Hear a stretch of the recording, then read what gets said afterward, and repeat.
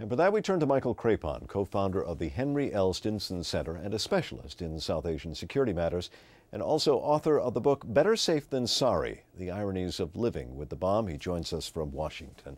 Thank you for being with us. Thank you. The Taliban clearly are pushing closer to Islamabad. So what kind of threat does this represent to the central government overall? Well, the writ of the central government is clearly shrinking and will continue to shrink unless and until the Pakistan Army commits its forces to the protection of its people against an internal security threat. This is hard for the Army to do. It won't do it alone. It has to do it in conjunction with governmental authorities. And the Army was trained and equipped to fight India, not to fight fellow Muslims.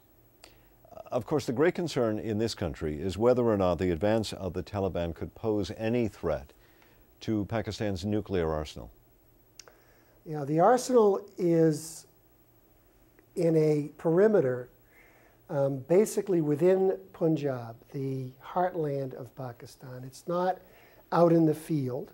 It's certainly not in the areas that the Taliban now control. But as the Taliban advance, the question arises whether or not the army and the government will cave in. And if the army and the government cave in, then we have a real problem. But the army is quite capable of protecting the crown jewels of the country and keeping them away from the Taliban as long as the Taliban remain so-called on the outskirts of town. Can you remind us just how many nuclear weapons that Pakistan has in their potential range? Well, people who really know aren't saying, and people who do say don't really know. There are open source public estimates of maybe 40, maybe 60 weapons, but honestly, the real number is a mystery. But you feel confident in Pakistan's ability to militarily protect its arsenal? I do right now, but there are three worrisome problems. The first is a crisis with India sparked by nuclear terrorism.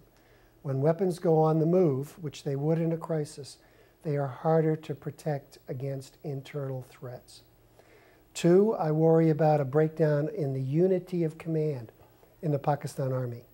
If the chain of command divides along with the country, then there's a big problem with respect to nuclear custody. And the third problem is if the government folds, if it throws in its cards, and the Army does too. I do not expect that to happen, but it's of increasing worry right now. Michael Krepon, thank you very much for joining us this evening. You're welcome.